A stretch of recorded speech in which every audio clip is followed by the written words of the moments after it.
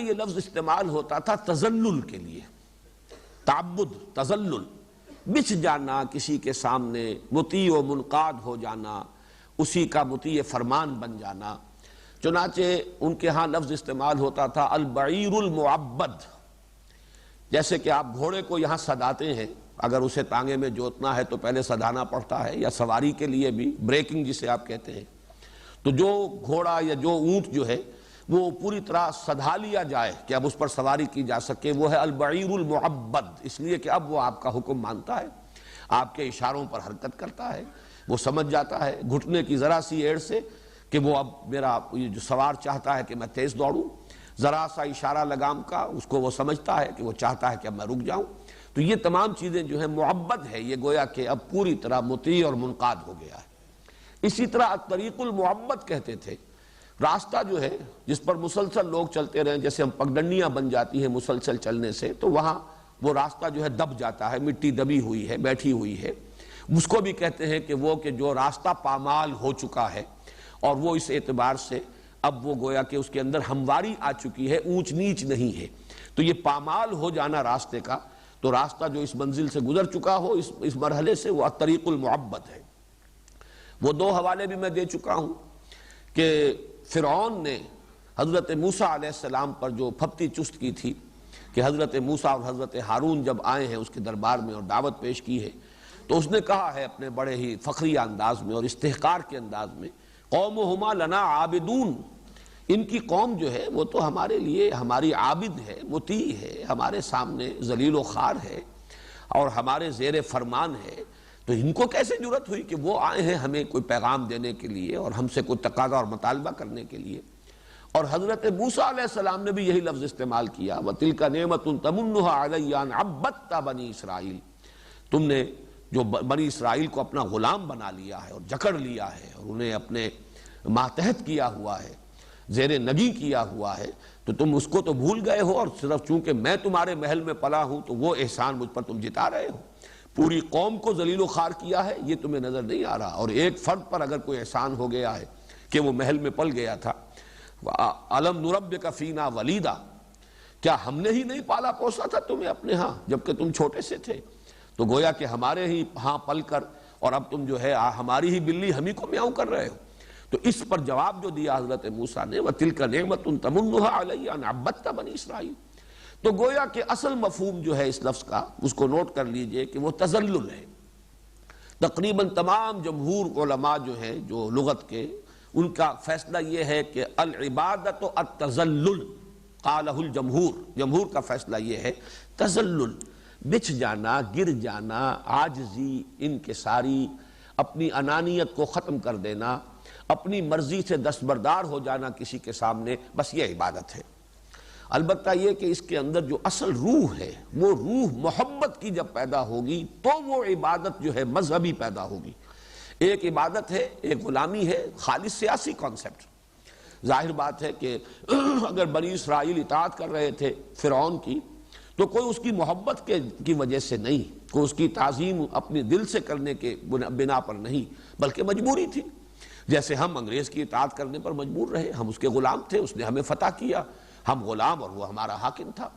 لیکن جو مذہب میں اور دین میں جو عبادت ہے اصل، اس میں جب تک کہ اس اطاعت کے ساتھ محبت کی چاشنی شامل نہ ہو جائے، دلی آمادگی، کسی کی محبت اور کسی کی عظمت کا نقش قلب پر اتنا گہرا ہو جائے کہ اس کی وجہ سے انسان خود اس کی اطاعت اختیار کرے، اپنی دلی آمادگی کے ساتھ اپنے آپ کو اس کے سامنے بچھا دے، یہ ہے اصل میں وہ عبادت کے جو مطلوب ہے۔ اس معنی میں ہے اعبدوا ربکم، اپنے رب کی بندگی اور پرستش کرو۔ یہ بھی میں بیان کر چکا ہوں کہ دو الفاظ فارسی کے جمع کیے جائیں گے تو عبادت کا یہ مفہوم پورا ہوگا۔ ایک ہے بندگی، وہ جو شیخ سعدی نے کہا کہ زندگی آمد برائے بندگی، زندگی بے بندگی شرمندگی۔ بندگی بندہ بن جانا، اطاعت، غلامی۔ اور ایک ہے پرستش، پرستش کے اندر کسی کی محبت ہوتی ہے، کسی کی عظمت کا کوئی نقش ہوتا ہے، کسی سے کوئی والہانہ عشق ہوتا ہے، کسی کی کوئی احسان مندی کا جذبہ ہوتا ہے، جیسے کہ میں سورہ فاتحہ کے ذیل میں عرض کر چکا ہوں کہ اصل میں شکر ہی کا جذبہ ہے جو عبادت کے جذبے کی شکل اختیار کرتا ہے۔ اس لیے کہ فطرت انسانی کی صحت کی ایک علامت یہ ہے کہ اس میں شکر کا جذبہ ہو، شکر کا مادہ ہو. اگر اس کے ساتھ کوئی بھلائی کرے، خیر کرے، اس کی کوئی ضرورت پوری کرے، اس کی احسان مندی کے جذبات پیدا ہونے چاہیے. اگر ہو گئے ہیں پیدا تو یہ صحت جو ہے یہ صحت فطرت کی علامت ہے. نہیں ہو رہے تو معلوم ہوا کہ فطرت جو ہے مسخ ہو چکی ہے، پرورٹ ہو چکی ہے، اس کے سوتے خشک ہو چکے ہیں. پھر اسی کا ایک تقاضا یہ ہے اسی فطرت کا کہ جس نے آپ کے ساتھ بھلائی کی ہے آپ بھی اس کے ساتھ کوئی بھلائی کریں، کوئی بدلہ دیں، کسی درجے میں اس کو جزا دیں، کوئی تو مبادلہ ہو جائے، کوئی خدمت اس کی کریں کسی انداز میں. والدین نے اگر آپ کے ساتھ بھلائی کی ہے آپ والدین کی خدمت کیجئے. کبھی کسی پڑوسی نے آپ کے ساتھ کوئی بھلا کام کیا آپ بھی تلاش میں رہیں گے، کوئی موقع ملے میں بھی اس کے احسان کا بدلہ چکا لوں. حل جزاء الاحسان الا الاحسان، احسان کا بدلہ تو احسان ہی ہو سکتا ہے، یہ بھی فطرت کا تقاضا ہے. لیکن اب اگر تو کوئی محسن ایسا ہے جس کا کہ آپ احسان کا کچھ بدلہ دے سکیں تو ٹھیک ہے، آپ نے عوض معاوضہ گلا ندارد، آپ نے اس کے احسان کا بدلہ چکا دیا. اب آپ کے اعصاب پر کوئی بوجھ نہیں رہا کہ میں اس کا احسان مند ہوں اور اس کے بوجھ تلے ہوں. لیکن اگر کوئی ہستی اتنی بلند ہے کہ آپ تو اس کی کوئی خدمت کر نہیں سکتے، سورج ہے کیا کریں گے؟ آپ کو یہ تو پتا ہے سورج کی تمازت سے ہماری فصلیں پک رہی ہیں، سورج ہی کی یہ حرارت ہے جس سے یہ ہواؤں کا نظام ہے اور بارشیں برس رہی ہیں، تو یہ بڑا دیوتا ہے، اس سے تو ہمارے بڑے کام چل رہے ہیں. لیکن اب ہم کیا کریں؟ اس کی کیا خدمت بجا لائیں؟ اس کو کیا بدلہ دیں؟ تو بس اب یہاں ایک ہی شے رہ گئی کہ ہاتھ جوڑ کر کھڑے ہو جاؤ، اس کی عظمت کا اقرار کر لو، اس کے کچھ گن گاؤ، کچھ اس کی مدح کرو، کچھ حمد کرو، اس کے سامنے سر جھکا دو، سجدہ کر دو، ڈنڈوت کر دو، بس یہی ہو سکتا اور کچھ نہیں. اس اعتبار سے یہ جذبہ شکر جو ہے یہ در حقیقت پھر جذبہ عبادت کی شکل اختیار کرتا ہے. وہی جذبہ عبادت ہے کہ جو مطلوب ہے اللہ کے لیے کہ انسان یہ پہچان لے کہ رب حقیقت میں وہی ہے. ربوبیت چاہے میری کتنی ہی مختلف گوشوں سے ہو رہی ہو، سورج کا بھی اس میں حصہ ہے، چاند کا بھی اس میں حصہ ہے، ہواؤں کا بھی حصہ ہے، پانی کا بھی حصہ ہے، نباتات کا بھی حصہ ہے، والدین کا بھی حصہ ہے، قوم اور قبیلے کا بھی حصہ ہے، یہ سب کا حصہ ہے. میری ربوبیت، میری ضروریات کی باہم رسانی کا یہ نہ معلوم کتنا لمبا نظام ہے. لیکن یہ کہ یہ سارا سلسلہ ایک رب ہے، اصل رب، ربوبیت کے یہ سارے سلسلے اسی کے قبضہ قدرت میں ہیں، اسی کی ربوبیت کے یہ مظہر ہیں. اصل رب وہی ہے، اصل پالنہار وہی ہے. جس نے اس حقیقت کو پہچان لیا اب وہ ساری عبادت اور پرستش اور بندگی کا جذبہ اس کی ذات کے ساتھ وابستہ ہو جائے گا. جو سورہ فاتحہ میں یہ سارے مضامین آ چکے ہیں کہ الحمدللہ رب العالمین سے شروع ہو کر وہ پہلا حصہ جو ہے 3 آیتوں پر مشتمل پہلا پلڑا جو ہے، ایک پلڑا جو ہے اس سورہ مبارکہ کی جو تقسیم ہم نے ایک ترازو کی شکل میں کی ہے، وہ پھر درمیانی آیت پر آ کر جوڑتا ہے ایاک نعبد. یہ ایاک نعبد اصل میں اس کا منطقی نتیجہ ہے. اس کے بعد ہے دوسرا حصہ ایاک نستعین، اور وہ ہے اہدنا الصراط المستقیم صراط الذین انعمت علیہم غیر المغضوب علیہم ولا الضالین. یہ جو محبت اور اطاعت ان دونوں میں نسبت کیا ہے؟ اس کے لیے بہترین تشبیہ یہ ہے کہ جیسے ہمارا جسم ہے اور اس کے اندر جان ہے. جان نظر نہیں آتی، جان کا وزن ہمیں معلوم نہیں، لیکن جسم سارا اگر ہے کسی چیز سے تو وہ جان ہی کی بدولت ہے، ورنہ اس کی حقیقت کیا ہے؟ یہ تو جان نکل جائے ڈس انٹیگریٹ ہو جائے گا، متعفن ہو جائے گا، تھوڑے عرصے تک جو ہے اس کو آپ شاید رکھ سکیں، باقی اس کو برداشت کرنا ناممکن ہو جائے گا. تو ہے جو کچھ نظر آ رہا ہے وہ تو جسم ہے، جان نظر نہیں آ رہی. جان نہاں در جسم او در جان نہاں، تو یہ جان نہاں ہے جسم کے اندر، یہ تو نظر نہیں آ رہی، لیکن اس کی ساری حقیقت جو ہے وہ اس جان سے ہے. یا آپ اس جان سے بھی آگے چاہیے تو روح سے ہے، لیکن یہ کہ نظر آنے والی شے جسم ہے. اسی طرح عبادت کا جو پیکر ہے جو نظر آئے گا وہ تو ہے اطاعت، اطاعت کلی، ہمہ تن، ہمہ وقت، ہمہ جہت، ہر اعتبار سے اللہ کی اطاعت. لیکن اس کی اصل روح جو ہے، اس کی جان جو ہے وہ محبت ہے. اگر محبت ہے تو یہ اطاعت عبادت بن جائے گی، اگر محبت نہیں ہے تو نری اطاعت رہ جائے گی. وہ اطاعت تو جبری بھی ہوتی ہے، مجبوراً بھی ہوتی ہے، دکھاوے کے لیے بھی ہوتی ہے، ریاکاری کے لیے بھی ہوتی ہے، وہ پھر عبادت شمار نہیں ہوگی جب تک کہ اس کے اندر وہ روح جو ہے، وہ اصل جان جو ہے وہ محبت کی اس کے اندر سرایت کیے ہوئے نہ ہو. اس حقیقت کو امام ابن تیمیہ نے بھی بیان کیا بہت خوبصورت الفاظ میں کہ لفظ العبودیت یتضمن کمال الذل و کمال الحب. عبودیت کا لفظ جو ہے یہ 2 چیزوں کو متضمن ہے، 2 چیزوں کو جمع کر دیتا ہے، 2 چیزوں کو اپنے اندر سمو لیتا ہے. کمال الذل، ہر آخری درجے کا تذلل، بچھ جانا، اور کسی کے سامنے انکساری، اپنے آپ کو بچھا دینا، وکمال الحب، اور حد درجے کی محبت، دونوں چیزیں اپنی انتہا کو پہنچی ہوئی ہوں اور جمع ہو جائیں تو یہ لفظ العبودیہ جو ہے اس کا تقاضا پورا ہوگا۔ ان کے شاگرد رشید چونکہ ان پر اس متصوفانہ رنگ غالب ہے حافظ ابن قیم پر، انہوں نے اس میں ترتیب بھی بدل دی ہے۔ ان کا کہنا یہ ہے العبادت تجمع اصلین، غایت الحب مع غایت الذل والخضوع، وہ محبت کو پہلے لا رہے ہیں کہ عبادت جو ہے وہ دو بنیادوں کو، دو جڑوں کو، دو اساسات کو جمع کرتی ہے۔ العبادت تجمع اصلین، غایت الحب، انتہا درجے کی محبت اللہ کی، مع غایت الذل والخضوع، اس کے ساتھ ہی حد درجے کی تذلل، عاجزی، انکساری، بچھ جانا اور اللہ کے سامنے جھک جانا، جھکاؤ، یہ دونوں چیزیں جو ہیں لازم و ملزوم ہیں۔ اب اس میں جو بات سمجھنے کی ہے وہ یہ ہے کہ عبادت اور عبادات کا اصل تعلق کیا ہے۔ ہمارے دور زوال میں بدقسمتی سے ہمارا تصور عبادت محدود ہوتا چلا گیا، وہ عبادات تک محدود ہو گیا۔ نماز، روزہ، حج، زکوٰۃ جو موڈز آف ورشپ ہیں، جو عبادات ہیں، جو معین افعال ہیں جو ہم پر فرض کیے گئے، نماز فرض ہے، روزہ فرض ہے، زکوٰۃ فرض ہے، حج فرض ہے، یہ کچھ موڈز ہیں، یہ کچھ ان کو آپ رسم بھی کہیں تو کوئی بری بات نہیں ہے، اس لیے کہ رسم کے لفظی معنی ہے کسی شے کا ظاہری جو اس کا ظہور ہوتا ہے۔ رسم الخط، اس رسم کے ذریعے سے ہم حروف کو ظاہر کرتے ہیں، تو رسم جو ہے وہ کوئی بری شے نہیں ہے۔ ویسے یہ کہ اگر صرف رسم ہی پر انسان کی نگاہ جم جائے، ریچولزم جسے ہم کہتے ہیں، رسم پرستی، تو وہ یقیناً غلط ہوگی، لیکن ظاہر بات ہے کہ لطافت بے کثافت جلوہ آرا ہو نہیں سکتی۔ ہر لطیف حقیقت کو اپنے ظہور کے لیے کسی نہ کسی کثیف میڈیم کی ضرورت ہے، وہ کثیف میڈیم ہوگا تو لطیف حقیقت ظاہر ہوگی، ورنہ اس کی کوئی حقیقت سامنے نہیں آ سکے گی۔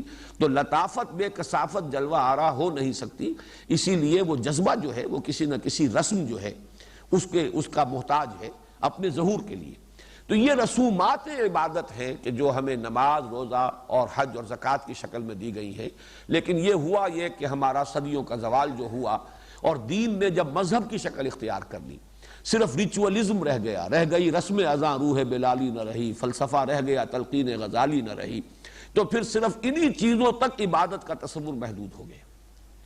بحمداللہ اب جو دور ہے ہمارا، اس میں بہت سے اہل قلم کی کوششوں سے اور بہت سے مصنفین اور مفکرین اس دور میں جو سامنے آئے ہیں، ان کی اجتماعی جد و جہد کا نتیجہ یہ ہے کہ اب یہ حقیقت تو بالکل واشگاف ہو چکی ہے کہ عبادت سے مراد ہے پوری زندگی میں اللہ کی بندگی اور اطاعت، یہ اس کا ایک لازمی حصہ ہے، ورنہ تو در حقیقت ایک تناقض ہے، پھر تضاد ہے کہ نماز میں ہم کھڑے ہوں تو اللہ کی بندگی کر رہے ہیں، اور جب نماز سے فارغ ہو جائیں تو پھر اب اپنی منمانی، اپنے نفس پرستی، اپنے معاشرے کا جو چلن ہے یا جو بھی سکہ رواں ہے، اب ہم اس کی اطاعت شروع کر دیں، اس کی پیروی کریں، تو یہ تو لما تقولون ما لا تفعلون ہے۔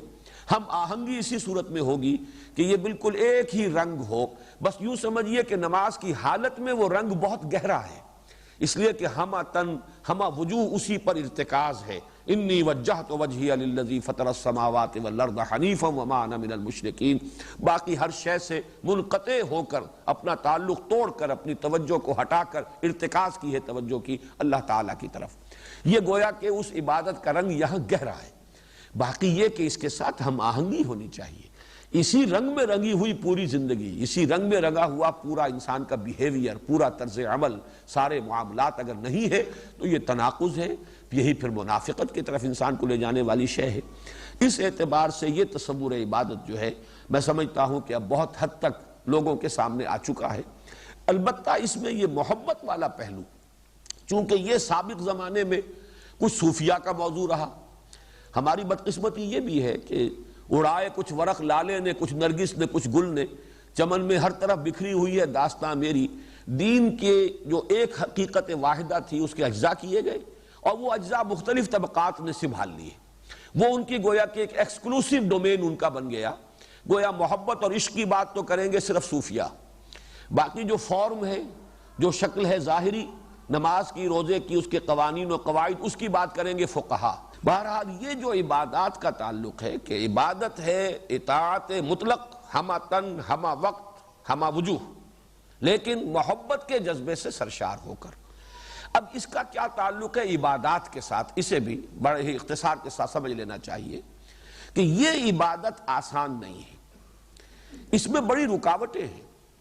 سب سے بڑی رکاوٹ ہمارا نفس ہے، اس کے تقاضے ہیں، ہمارے اینیمل انسٹنکٹس ہیں، ہماری خواہشات ہیں، ہمارے جذبات ہیں، ہمارے شہوات ہیں۔ پھر یہ کہ بھول جانا، اس لیے کہ انسان اس دنیا میں ہے، اس کے معمولات ہیں، اس کی مصروفیات ہیں، مشغولیات ہیں، مختلف اثرات اس پر پڑ رہے ہیں ماحول کے، ان سے اپنے آپ کو بچا کر رکھنا کہ اپنے اس عہد پر انسان کاربند رہے کہ اللہ ہی کی بندگی کرنی ہے، اللہ ہی کی اطاعت کرنی ہے۔ تو گویا کہ بہت سے خارجی اور داخلی موانع ہیں۔ اسی لیے علامہ اقبال نے کہا چمی گویم مسلمانم بے لرزم کہ دانم مشکلات لا الہ رہا۔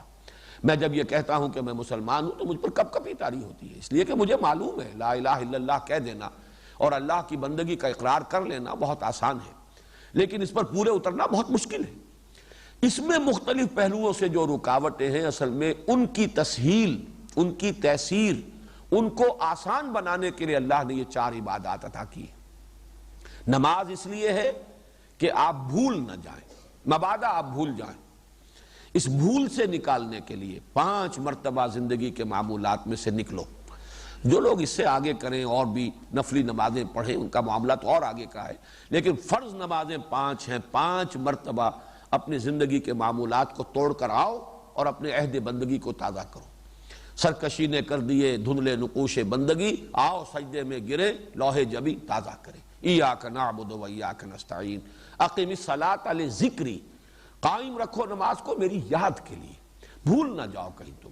وہ کیفیت نہ ہو جائے کہ کافر کی یہ پہچان کے آفاق میں گم ہے، مومن کی یہ پہچان کہ گم اس میں ہے آفاق، یہ کیفیت ہونی چاہیے۔ اور اس کے لیے نماز یہ گویا کہ ستون ہے، الصلاۃ عماد الدین، یہ تو تمہارے معمولات کو جکڑ لے، زندگی کے تمام تمہارے معمولات اس کے گرد ریوالو کرے، یہ مرکز بن جائے، یہی اس کا اصل عمود بن جائے اور عماد الدین بن جائے۔ پھر یہ کہ نفس کے تقاضے، ان کے تمام کے لیے ڈھال کے طور پر الصوم جنۃ، روزہ رکھو تاکہ نفس کے منہ زور گھوڑے کو تم ذرا قابو کرنے لگ سکو، اس کو لگام دے سکو، وہ تم پر غالب نہ آ جائے بلکہ تم اس پر غالب رہو، تمہاری خودی، تمہاری انا، تمہاری قوت ارادی جو ہے وہ غالب رہے اور نفس اور اس کے تقاضے جو ہے مغلوب رہے۔ اسی لیے فرمایا کتب علیکم الصیام کما کتب علی الذین من قبلکم لعلکم تتقون۔ تیسری سب سے بڑی رکاوٹ مال کی محبت، جو در حقیقت علامت ہے دنیا کی محبت۔ دنیا کی محبت کا خلاصہ ہے مال کی محبت۔ اس کے لیے یہ کہ خرچ کرو، دو، انفاق، اللہ کی راہ میں زکوٰۃ، اور تزکیے کے معنی ہے پاک کرنا۔ یہ نجاست ہے جو تمہارے دل کے اندر لگی ہوئی ہے، اگر مال کی محبت کی نجاست لگی رہے گی تو تم جو ہے اس عبادت کے تقاضے کو پورا نہیں کر سکو گے، لہٰذا اس کو دھو، اور یہ مال اللہ کی راہ میں دو، وہ زکوٰۃ کی عبادت ہے۔ اور حج میں یہ تینوں جو حکمتیں ہیں جمع کر دی گئی، اس میں ذکر بھی ہے، تلبیہ ہے، شاعر اللہ ہے، پھر یہ کہ اس میں خرچ ہے، پیسے کا انفاق کا معاملہ ہے، اور پھر اس میں وہ احرام کے اندر وہ روزے سے مشابہ پابندیاں بھی ہیں۔ اس اعتبار سے یہ عبادات در حقیقت اس اصل عبادت کے راستے کی رکاوٹوں کو دور کرنے کے لیے اللہ تعالیٰ نے ہمیں یہ اعمال جو ہیں یہ عطا فرمائے ہیں۔ یہ ہمارے لیے رحمت ہے، یہ اس اصل مقصد کو جو ہمارا مقصد زیست ہے، وَمَا خَلَقْتُ الْجِنَّ وَالْإِنسَ إِلَّا لِيَعْبُدُونَ، اس کو پورا کرنے میں ہماری ممد اور معاون ہے۔ اس اعتبار سے اللہ کا فضل اور رحمت کا مظہر ہے۔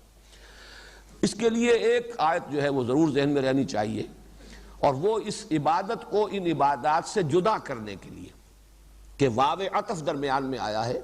سورہ بینہ کی آیت نمبر 5، وَمَا أُمِرُوا إِلَّا لِيَعْبُدُوا اللَّهَ مُخْلِصِينَ لَهُ الدِّينَ حُنَفَاءَ وَيُقِيمُوا الصَّلَاةَ وَيُؤْتُوا الزَّكَاةَ وَذَلِكَ دِينُ الْقَيِّمَةِ۔ انہیں حکم نہیں دیا گیا تھا مگر اس کا کہ اللہ ہی کی بندگی کریں، یکسو ہو کر، خالص اسی کی بندگی کریں، حنیف ہو کر، مخلصین لہ الدین، اطاعت کو اس کے لیے خالص کرتے ہوئے، کہیں بھی کوئی اس کے دوغلا پن پیدا نہ ہو، وہ یکسو ہو، یک رنگ ہو، اللہ ہی کی عبادت ہو پوری زندگی میں۔ وَمَا أُمِرُوا إِلَّا لِيَعْبُدُوا اللَّهَ مُخْلِصِينَ لَهُ الدِّينَ، اطاعت کو اس کے لیے خالص کرتے ہوئے، حنفاء، پورے یکسو ہو کر، وَيُقِيمُوا الصَّلَاةَ وَيُؤْتُوا الزَّكَاةَ وَذَلِكَ دِينُ الْقَيِّمَةِ، اور قائم کریں نماز اور ادا کریں زکوٰۃ، اور یہی ہے دین قیم۔ اس سے گویا کہ اس اصل عبادت، اس کا اصل مفہوم مخلصین لہ الدین حنفاء، اور پھر یہ کہ اس کے لیے جو اللہ تعالیٰ نے ہمیں دو عبادات عطا فرمائیں، دو بنیادی ہیں، اس کے ساتھ صوم ہے، پھر حج ہے، لیکن ان میں سے اہم تر جو ہے دو ستون جو ہیں اہم تر، ان میں سے نماز اور زکوٰۃ ہے۔ اب آئیے اس کے بعد فرمایا یا ایھا الناس اعبدوا ربکم الذی خلقکم۔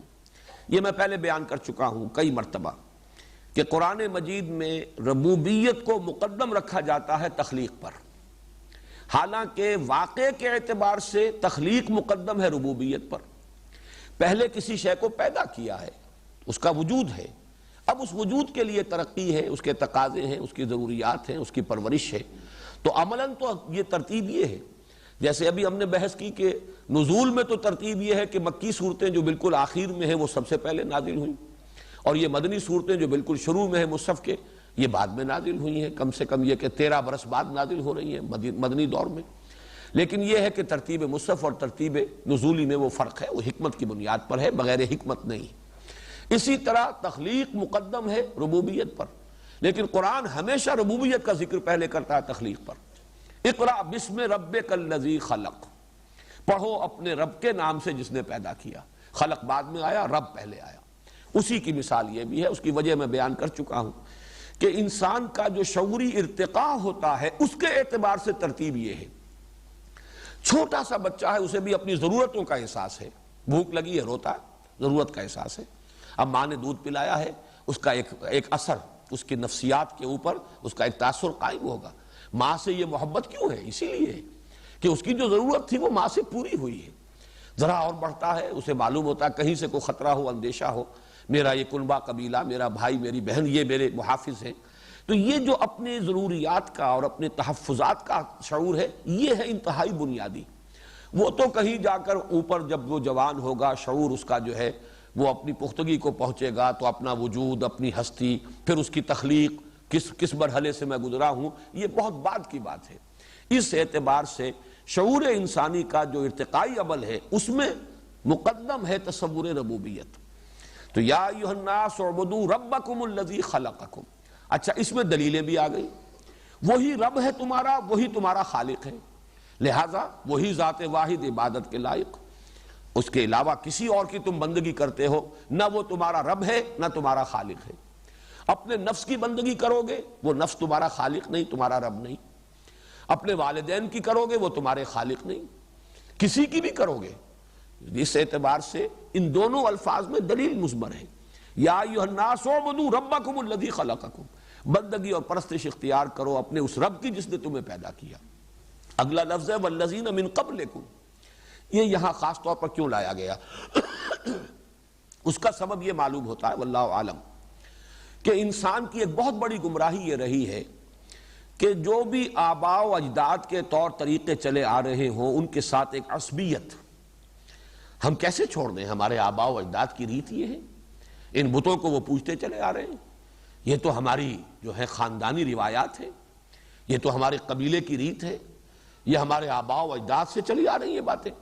تو ایک تقدس جو پیدا ہو جاتا ہے، اور جس کو کہ کہا جا سکتا ہے آباء پرستی، اپنے آباء و اجداد کو پوجنا، یہ بھی ایک دلیل کی شکل اختیار کر لیتی ہے یہ بات کہ یہ تو جی ہمارے ہاں تو یہ بات چلی آ رہی ہے، آباء و اجداد سے چلی آ رہی ہے۔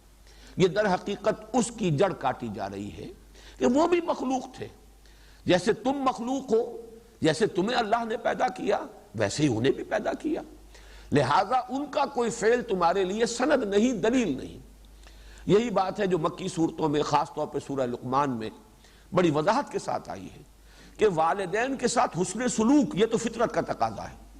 وَوَصَّيْنَا الْإِنسَانَ بِوَالِدَيْهِ حَمَلَتْهُ أُمُّهُ وَهْنًا عَلَى وَهْنٍ وَفِصَالُهُ فِي عَامَيْنِ أَنِ اشْكُرْ لِي وَلِوَالِدَيْكَ۔ یہ تو فطرت انسانی کا تقاضا ہے، یہ شکر کا بدلہ ہونا چاہیے۔ انہوں نے تمہیں پالا پوسا، خاص طور پر ماں اس نے پیٹ میں رکھا ہے 9 مہینے تک، اب ضعف پر ضعف جھیل کر، اور پھر دودھ چھڑایا ہے 2 سال میں، 2 سال تک جونک بن کر ان کی چھاتیوں سے چمٹے رہے ہو۔ اس اعتبار سے ان کے ساتھ احسان، حسن سلوک یہ تو لازماً فطرت کا تقاضا ہے۔ لیکن وَإِن جَاهَدَاكَ عَلَىٰ أَن تُشْرِكَ بِي مَا لَيْسَ لَكَ بِهِ عِلْمٌ فَلَا تُطِعْهُمَا وَصَاحِبْهُمَا فِي الدُّنْيَا مَعْرُوفًا۔ وَاتَّبِعْ سَبِيلَ مَنْ أَنَابَ إِلَيَّ ثُمَّ إِلَيَّ مَرْجِعُكُمْ فَأُنَبِّئُكُمْ بِمَا كُنْتُمْ تَعْمَلُونَ۔ لیکن اگر وہ شرک کا حکم دے، کفر کا حکم دے، غلط بات کا حکم دے، حرام کے اوپر تمہیں آمادہ کرنا چاہے، ان کا کہنا مت مانو، یہ ان کا حق نہیں ہے۔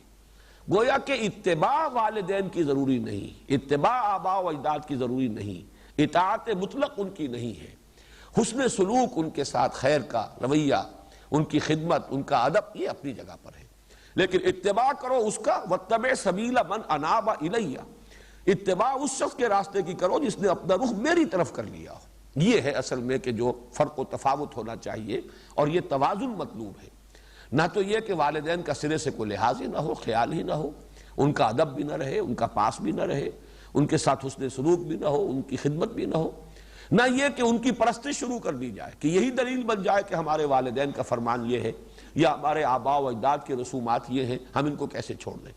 اس کے بین ایک روش کی ضرورت ہے جو سورہ لقمان میں آئی، تو وَالَّذِينَ مِن قَبْلِكُمْ لَعَلَّكُمْ تَتَّقُونَ، تاکہ تم بچ سکو۔ اس لفظ کے بارے میں چونکہ اس پر تقویٰ اور متقین اس پر بحث ہو چکی ہے، اس وقت صرف نوٹ کرنے کی بات یہ ہے کہ یہاں پہ ترجمہ اس کا کیا موضوع ہوگا۔ عام طور پر مترجمین نے ترجمہ کیا ہے تاکہ تمہارے اندر تقویٰ پیدا ہو جائے۔ یہ ایک تو اس اعتبار سے تو یہ کچھ یعنی اس کے ساتھ کوئی مناسبت رکھنے والی بات نہیں ہے کہ بندگی کرو اپنے رب کی تاکہ تقویٰ پیدا ہو جائے، حالانکہ در حقیقت یہ دونوں چیزیں لازم و ملزوم ہیں۔ بندگی کرے ہی گا اس وقت جب کہ اس کے اندر تقویٰ موجود ہو۔ تقویٰ تو اصل میں وہ روح باطنی ہے کہ جو انسان کو بندگی پر آمادہ کرنے والی شے ہے۔ چنانچہ اس ضمن میں سورہ مائدہ کی آیت نمبر 93 بڑی اہم ہے اور بہت جامع آیت ہے۔ لیس علی الذین آمنوا وعملوا الصالحات جناح فیما طعموا اذا اتقوا وآمنوا وعملوا الصالحات ثم اتقوا وآمنوا ثم اتقوا واحسنوا واللہ یحب المحسنین۔ جو لوگ ایمان لائے اور عمل صالح کر رہے ہیں، وہ پہلے جو کچھ کھا پی چکے اس کا ان پر کوئی الزام نہیں، کوئی گناہ نہیں، کوئی جواب دہی نہیں، یعنی شراب کی حرمت جب تک آخری نہیں آئی تھی اس سے پہلے جس نے بھی پی ہے وہ پی گئی، اس کا کوئی مواخذہ نہیں ہوگا۔ اب اس کے بعد آیا ہے جبکہ ان کی روش یہ رہی ہے، اذا اتقوا وآمنوا وعملوا الصالحات، جبکہ ان کی روش یہ رہی کہ انہوں نے تقویٰ اللہ کا اختیار کیا، ایمان لائے، نیک عمل کیے، ثم اتقوا وآمنوا، پھر مزید تقویٰ ان کے اندر بڑھ گیا اور پھر اور ایمان میں ان کی ترقی ہوئی، مزید ایمان لائے، ایمان حقیقی، قلب کی گہرائیوں کے اندر وہ راسخ ہو گیا، گہرائی اور گہرائی کے ساتھ۔ ثم اتقوا واحسنوا، پھر مزید تقویٰ ان کے اندر پیدا ہوا اور وہ مقام احسان پر فائز ہو گئے۔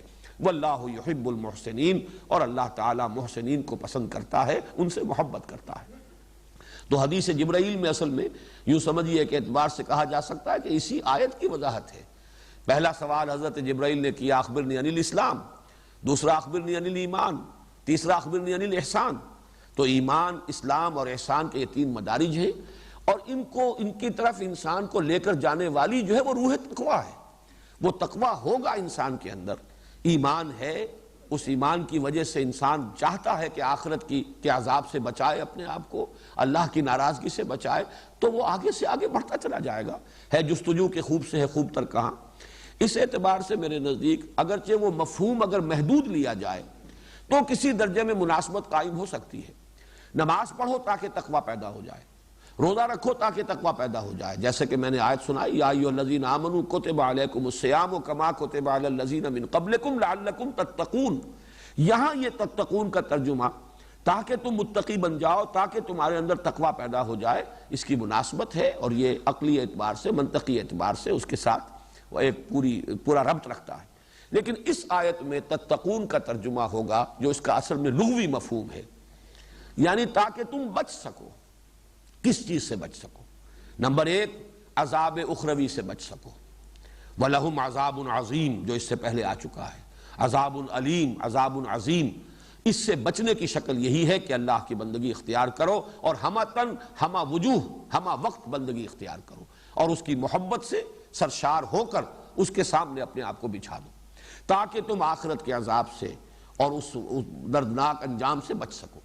اور دوسرا اس کا مفہوم یہ ہے، اس دنیا میں جو فساد تمدن ہے، اس دنیا میں افراط و تفریط کے جو دھکے ہیں، اگر تم اللہ کی بندگی اختیار نہیں کرو گے، اپنی عقل کی پیروی اختیار کرو گے، اپنے نفس کی بندگی کرو گے تو تصادم ہوگا، مفادات ٹکرائیں گے، طبقاتی کشمکش ہوگی، ایک طرف جو ہے حاکم اور محکوم کے درمیان رسہ کشی ہوگی، ایک طرف سرمایہ اور محنت کے درمیان کھینچتان ہوگی، ایک طرف فرد اور اجتماعیت کے درمیان جو ہے کھینچتان ہوگی۔ تو یہ گویا کہ افراط و تفریط کے دھکے جو ہیں یہ نوع انسانی کا مقدر بنے رہیں گے، اور تمدن انسانی جو ہے وہ ایک فساد کی آماجگاہ بنا رہے گا اگر تم اللہ کی بندگی اختیار نہیں کرتے۔